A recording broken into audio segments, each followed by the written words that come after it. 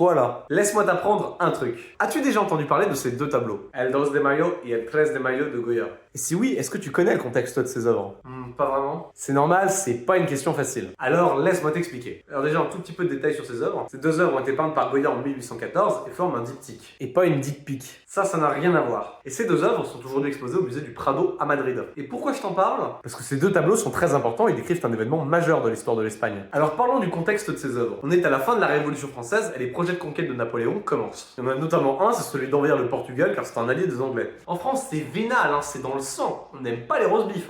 Et donc en 1807, Napoléon décide d'envahir le Portugal. Et pour ce faire, il laisser passer des troupes vers le Portugal, il demande à nos chers alliés, les Espagnols. Car oui, de 1796 à 1807, il y a une vraie amitié franco-espagnole. Sauf que l'amitié franco-espagnole, elle a bon dos. Parce que Napoléon, il est tellement ami avec les Espagnols qu'il commence à avoir envie de les envahir. Donc la France commence à mettre son nez dans pas mal d'affaires espagnoles. Si bien qu'en 1808, les troupes françaises occupent plusieurs grandes villes espagnoles, dont Barcelone et surtout la capitale, Madrid. D'ailleurs, officiellement, Napoléon envoie le maréchal Murat en Espagne pour s'occuper des affaires avec le Portugal. Sauf qu'en parallèle, Napoléon, il fait très fort. Il fait abdiquer quasiment en même temps Charles IV, ancien roi d'Espagne, et son fils Ferdinand VII, au profit évidemment de Joseph Bonaparte. Et ça, les Madrilènes, c'est le nom des habitants de Madrid, ils aiment vraiment pas ça. Et le 2 mai 1808, El 2 de Mayo, les Madrilènes se rebellent contre les troupes napoléoniennes. Mais la rébellion va se faire complètement mater par les troupes du maréchal Murat. Et il y a des raisons évidentes à cette défaite. Une infériorité numérique considérable et des troupes espagnoles pas du tout prêtes au combat, ni avec le bon équipement. Et c'est ce que représente le premier des deux tableaux de Goya, El 2 de Mayo. Le tableau, il représente la charge des Mamelouks de la garde impériale française contre les butins espagnols. Et on la voit très bien la différence de rapport de force sur cette œuvre. Les Espagnols sont allongés par terre dans des mares de sang, tandis que les Mamelouks sont sur de grands chevaux. Pareil, les Espagnols se battent avec de petits couteaux contre les grands sabres des Mamelouks. Petite parenthèse sur ce que c'est qu'un Mamelouk. Les Mamelouks, c'est une milice le plus souvent composée d'esclaves affranchis, non musulmans, qui furent souvent au service d'un souverain musulman. D'ailleurs, la milice des Mamelouks a souvent dirigé certains états. Et lors de sa campagne d'Égypte, Napoléon a ramené quelques Mamelouks et s'était rallié à lui.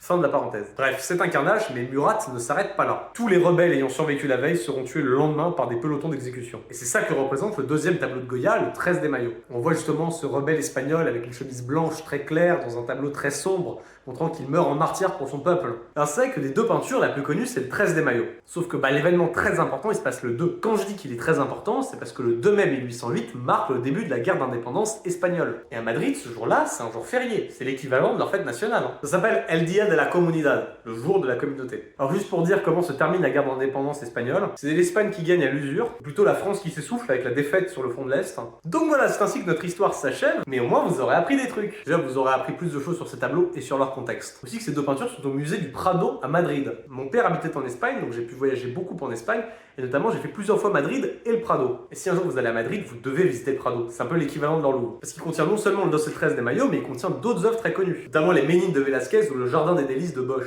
Vous aurez aussi peut-être appris que les habitants de Madrid s'appellent les Madrilènes et ce que c'était qu'un mamelouk. Et enfin, vous aurez découvert cette date, le 2 mai 1808, qui marque le début de la guerre d'indépendance espagnole et surtout qui est une fête nationale dans la région de Madrid. Donc si t'as appris quelque chose, n'hésite pas à liker ce post et à le commenter. Ça aide à partager ce contenu et à apprendre à d'autres personnes de nouvelles choses. Et si tu veux découvrir d'autres trucs, n'hésite pas à t'abonner. Sur ce les amis, je vous fais de gros bisous et je vous dis à la prochaine. Ciao ciao!